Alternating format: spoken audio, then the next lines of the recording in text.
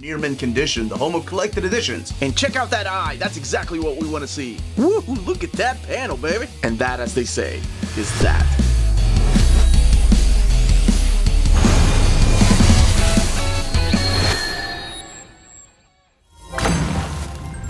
Welcome, Minties, to Near Mint Condition, a channel where you can be part of a positive, honest community and lay claim to some comic book knowledge. I'm your host, the Astonishing Melanie, and today I'm doing an advanced look of Helen of Wyndhorn by Tom King, Bilquis Evely, Matthews Lopez, and Clayton Cowles. So stay tuned.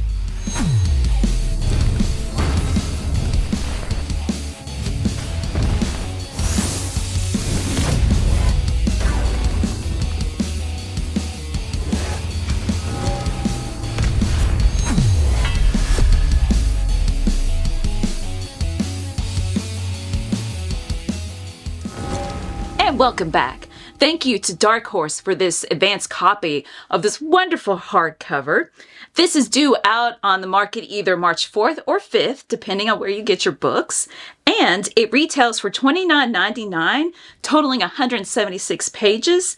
And it is a standard size. Even though it's hardcover, take a look at this epic collection here that's just slightly bigger than it, but it is not an OHC. It is not oversized hardcover. It is regular size. I can't find a rating, so I doubt that it's rated teen, at least not in my opinion. It wouldn't be T+. It's got violence, but it's not over the top violence. It collects issues 1 through 6 of Helen of Wyndhorn, and there's a sketchbook section in the back by multiple artists, and it's really cool to look at. So here is the spine. Looks very nice and classy with that sword and the little dealy-bobs, dealy-doos, ornate decoration. And here is the back with a little taste of the artwork. We have kind of a comparison of the home life in the real world compared to the other world where there is adventures to be had. Now let's crack it open and let me give you the pitch of the book, and then I'll give a warning for spoilers after I talk about the first issue. The price is worth the admission alone just for the art. I really hope that Dark Horse makes a library edition. Look at these inch sheets. I love the sketchiness of it. It kind of reminds me of, do you ever watch that mystery show and the dude that really likes cats, the way he drew the stuff? Yeah, somebody in the comments will know because I can't think off the top of my head what Anthony he wrote. What is that guy's name? Anyway, okay, so this hits more powerfully when you're like 3/4 the way through and you open up and then you read this quote again. I'm like, oh. And in between it all, we'd stop and we'd drink and we'd laugh. And it was all so wonderful. And look at how like despondent she is there. Oh, it's definitely a dramatic story. So there's definitely a gothic vibe to it. And I also like how it's set up as chapters. So there's a definite break between each part of the story. That's just my personal preference, that I like knowing when the next issue starts. And for the first couple of issues, it is supposed to be the artwork of the Pulp Fiction that was published back in the day that this story is not based on, but is in the story of Miss Universe. C.K. Cole, who at this point, we never get to meet him in the story. At this point, he has passed away. He has apparently committed suicide. And he wrote these Pulp Fiction stories about Othin the something. Now, I'm having a hard time remembering because in the book, he's not referred to as Othin, it's Barnabas. But as you can see on this panel here, that there's the cover of the book, Astonishing Stories of Mystery. So C.K. Cole, it ends up he based these adventures that he writes on his own adventures with his father and Barnabas, who is pictured here. I thought it was a great setup that you got enough context but mystery to keep reading. I was confused on the first page though, just the way it's worded. I didn't know him. The father, yes, and the daughter, Helen. And I was like, okay, that sounds awkward. And then we see that this gentleman is interviewing Lilith, and who is a big part of the story, the whole story. And so this is back in the day, and she's, this is set in modern times, so she is older. However, it's just she's saying, I didn't know C.K. Cole. I knew the father, Barnabas. I knew Helen, the daughter of C.K. Cole. So that took me out of it a little bit, having to flip back and forth between the pages. But after that, everything was just fine. It was very smooth reading from then. Now, the beginning reminds me of Supergirl, Woman of Tomorrow, which I highly recommend if you like this book. I like Supergirl, Woman of Tomorrow. That's why I read this. And that Helen is a lush. She is 16 and she is drunk in jail. And Lilith, who is the governess that Barnabas has sent to go fetch her to bring him home, is not impressed with the state of things, but she has a caring heart. It just reminds me of Supergirl, Woman of Tomorrow, that at the beginning she's trying to get drunk.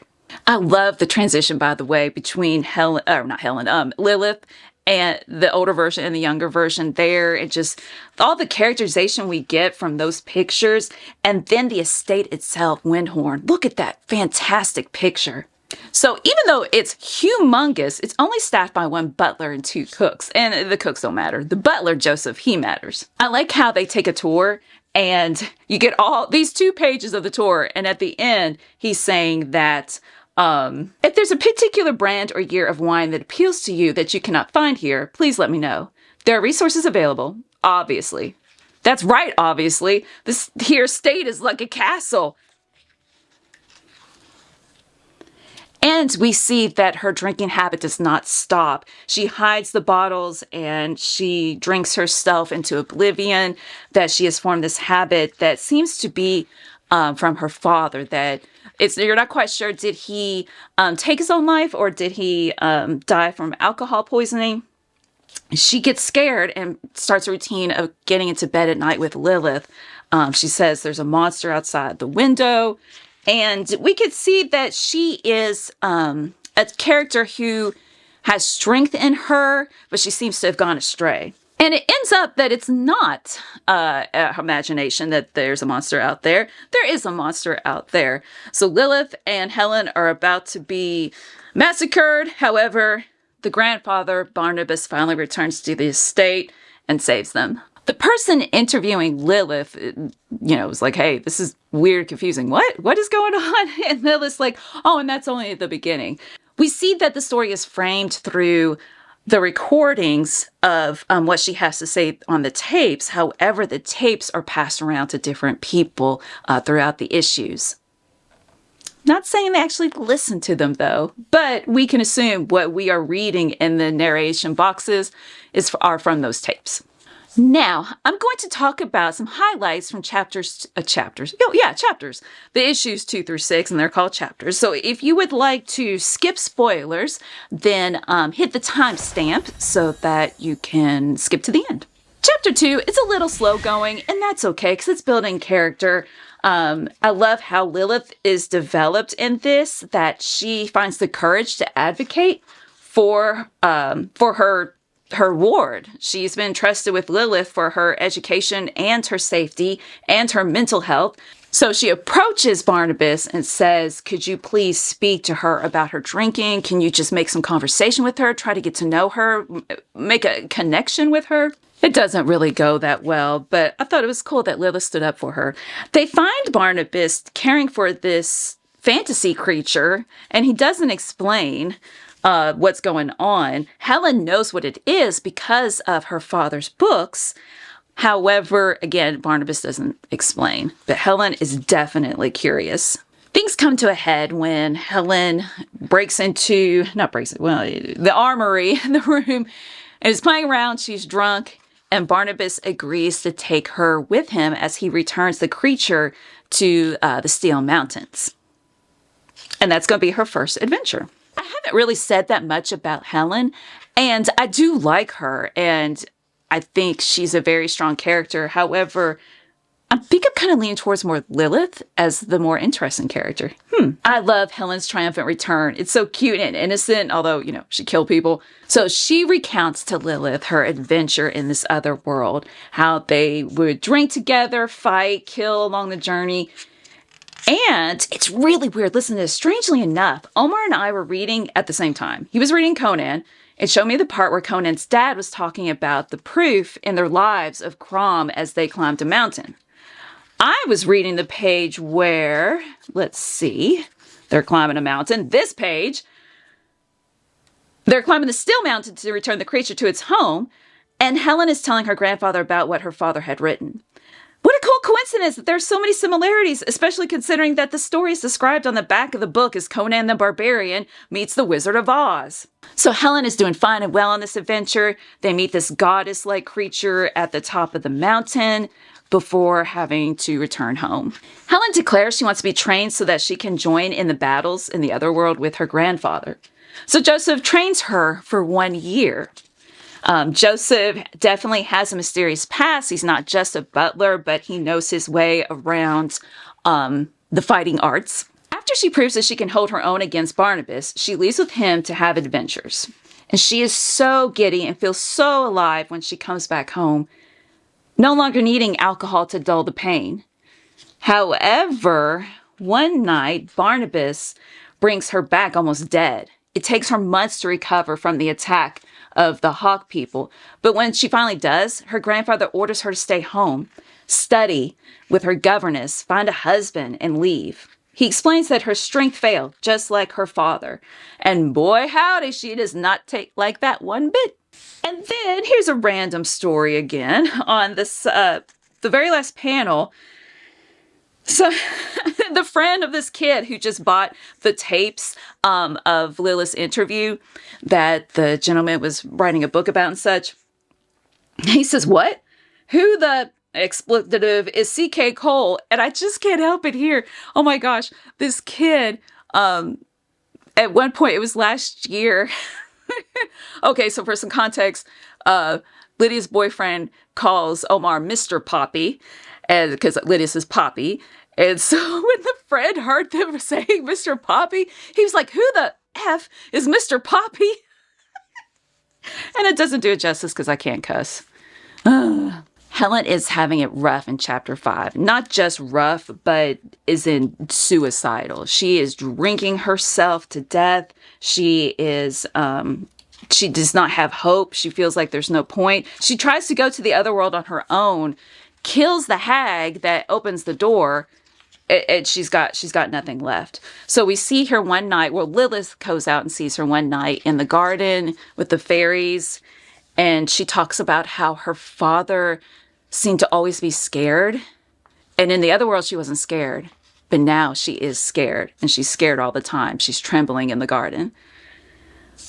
Lilith, who again, I think my favorite character might be Lilith.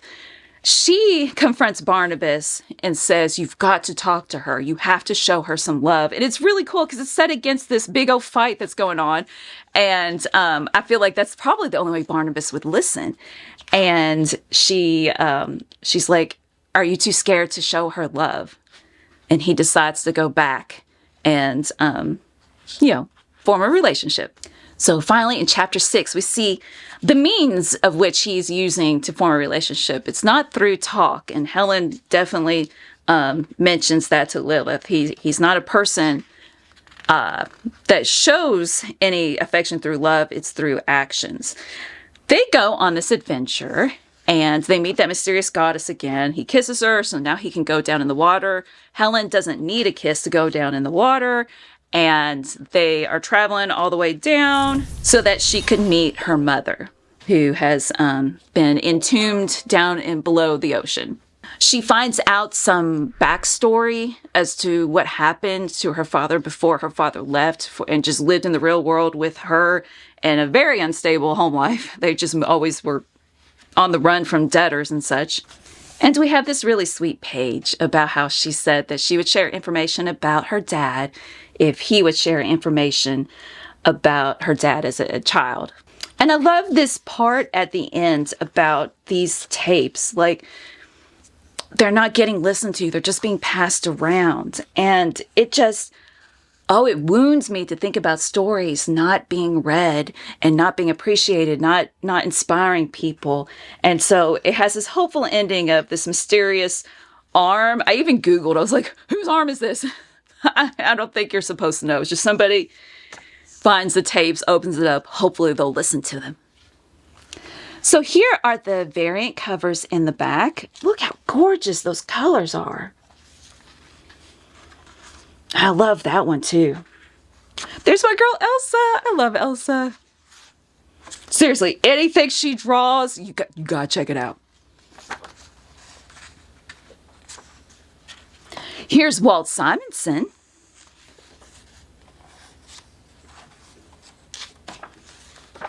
Oath and the Vanquished. That was his full title. Okay.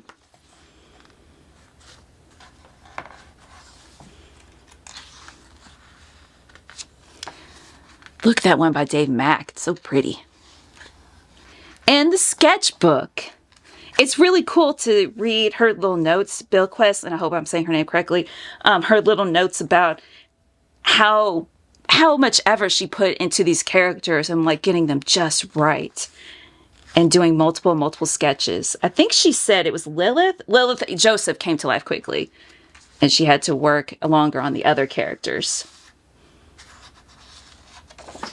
And there are the end pages. So like I said, when you go back to the beginning, this is actually when she's in the garden and she's thinking about taking her own life. And in between it all, we'd stop and we'd drink and we'd laugh, and it was all so wonderful. So I'm glad it had a happy ending. I did it. If you're interested in purchasing this book, please check out our sponsor, cheapgraphicnovels.com, your online home for graphic novels and collected editions up to 50% off cover price. They have excellent shipping and prompt and helpful service. Check out their bargain deals for up to 90% off cover price. And don't forget, the CGN also takes pre-orders. That way you don't miss out on the hottest releases. And they are currently running a special promotion for you Minties. If you're a first-time customer, after receiving your order confirmation email, reply back to that email and let them know Near Mint Condition sent you their way. They will then apply a free shipping promotional credit to your next order in the US. Cheap Graphic Novels, your source for the hottest books with the kind of deep discount, quality shipping, and customer service that will keep you coming back for more. And that was an overview and a glimpse inside of this book, this terrific story that I recommend that you pick up if you are into that type of story. Let us know in the comments below if you're planning on picking this up, what you think of the gorgeous artwork, what you think about it being a movie. Thank you all so much for watching. Please take a look at our Patreon tiers to see if any of them fit your geeky needs. And as always, stay minty!